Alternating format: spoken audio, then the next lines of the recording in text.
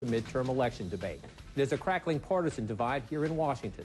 Senate Republicans today blocked a campaign finance bill favored by President Obama and most Democrats. And despite a bipartisan congressional meeting with the president at the White House this morning, it is more clear by the minute that partisan divides will prevent any major action on big issues like energy and immigration before Election Day. The president acknowledged as much just after that meeting, although he made clear he's not happy about it. Everyone understands that we're less than 100 days from an election. It's during this time that the noise and the chatter about who's up in the polls and which party's ahead threatens to drown out just about everything else. 98 days, to be exact. The president has a point about polling. We do rely on it too much, and yet some numbers give us an important snapshot of big issues and big dynamics in the country. And we at CNN have some new polling tonight that is striking. Numbers showing a dramatic and growing racial divide on the big questions in American politics. Here's one example. 93% of African Americans approve of the job Barack Obama is doing as president. 57% of Latinos approve, but only 37% of white Americans approve.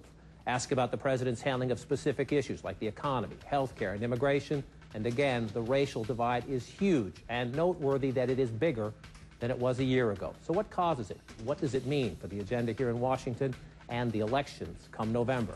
Tom Davis is a former Republican congressman from Virginia and one-time head of the GOP's House Campaign Committee. Also here, veteran Republican strategist Ron Bonjean and veteran Democratic strategists and CNN contributors Paul Begala and Donna Brazil. These numbers, when you look at them, are striking, so I want you to help me put them in context. Let's show a few more of them. Again, the racial divide. How's the president handling the economy? 85% of blacks approve, 41% of Hispanics, 34% of whites. How's the president handling the health care issue? 85% of blacks approve, 56% of Hispanics, only 33% of whites. And I want to focus in on the white Americans because it has dropped significantly. If we ask this question, and we did back in March 2009, how is he handling the economy? 50% of whites back then approved. Now it's 34%, minus 16 points in a little over a year. Health care, it was 50% back in March 2009, now 33%. To the Democrats in the room first, how much of this is typical for a Democratic president who traditionally have a lower standing among white Americans, and how much of it is specific and particular to this president? Well, I still believe that President Obama has a great story to tell of rescuing this economy, bringing it from the brink, giving the American people a lifeline, whether it was through the extension of unemployment benefits or providing states and local government with the relief they needed to ensure that they could hire public safety employees as well as educators.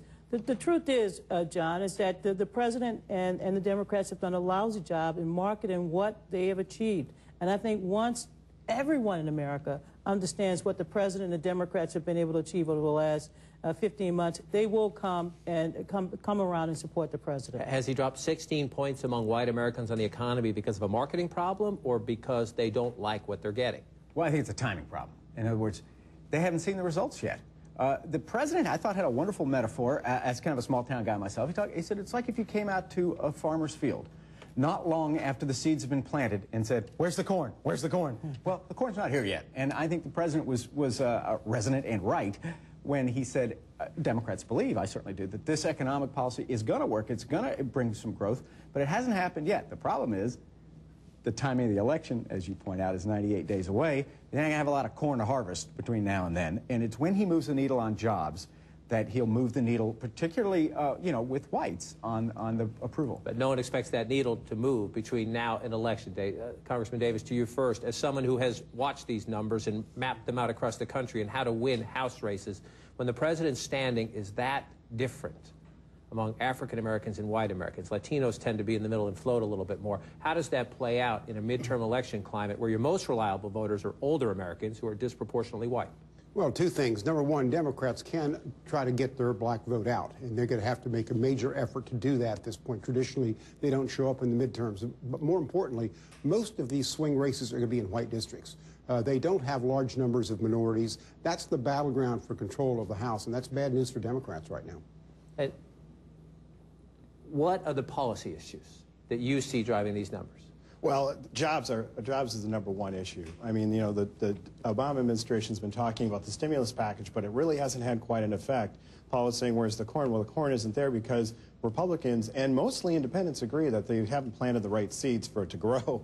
And so I'd have to say that, you know, among whites, you have a huge independent population that is extremely upset, and those are the ones who are going to the polls to vote. In addition to that, there's a large enthusiasm gap among the left, among Democrats. I want to add the immigration issue into the debate. We're going to talk about that later with Arizona's governor. We should note to our viewers we're waiting, and it could happen tonight, on a federal judge's decision about whether to stay or let the Arizona law take effect later this week. But when you ask people, how is the president handling the issue of illegal immigration, 73% of blacks support the president's handling. 43% of Hispanics or Latino voters support his handling. Again, 29% of whites. So from issue to issue to issue, you get roughly the same breakdown. That cannot be healthy for the country if you have major segments of the population, major voting blocs, looking at the issues and looking at this president in such different ways.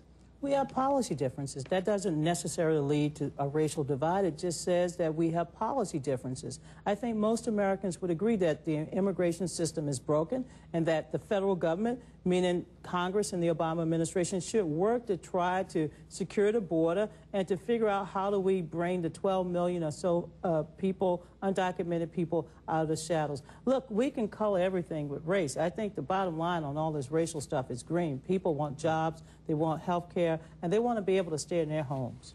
I'm not trying to color the issues by race. I'm trying to lay out a midterm election dynamic. If you go back to 1994, Bill Clinton was the president of the United States, took a drubbing in the midterm elections that year, and his standing, he was obviously a white president, his standing dropped among whites. It was lower than, say, most Republican presidents, but in January of 1994, he had a 55% approval rating among white Americans. But it declined throughout that year, and it's part of why we got paced. I think Congressman Davis is right. A lot of these races are in very Anglo districts. The president's not very popular in a lot of those districts. What should Democrats do? Well, they should learn from the Democrats who have won. Most recently, the Pennsylvania 12th, the one special election, we had Jack Murtha's, the late Jack Murtha's old district, Johnstown, Pennsylvania, right? A district, the only district in the whole country that John Kerry won but Barack Obama lost. Okay, so they didn't much like Barack Obama out there, and there's not a lot of African Americans. The Democrat beat the Republican out there, even though Obama's favorable was in the 30s. How? He attacked him. He didn't let it be a referendum on Obama. He made it become a choice. And that Democrat, he beat that Republican like a rented mule. And that's what Democrats have to do. If they think they're going to win pretty here or win on hope and optimism, they're wrong. They're going to have to beat the hell out of the other guy. And if they do that, they can win even in districts where they don't like Barack Obama. I endorse that plan. There we go. Endorse that plan? The fundamental problem is that voters don't like Republicans either. This doesn't show that. But the ultimate question is... We got plenty of numbers to show that, too. Yeah. Absolutely. But the problem is simply this. Do they want to put a check on Obama, or do they want to give him a blank check? And voters have a tendency to balance government. The last two times we've had one-party government, House, Senate, and presidency with one party, 1994 and 2006, the voters flipped Congress. And I think the Democrats are facing that same dynamic. It's a historical dynamic at this point, but it's a big problem for them. Quick time out. We'll be right back with our panel, a very smart panel. When we come back, the president had that meeting we talked to you about at the White House today. The Democratic congressional leadership at the table, the Republican leadership at the table. Taxes, a big divide. More on that when we come back.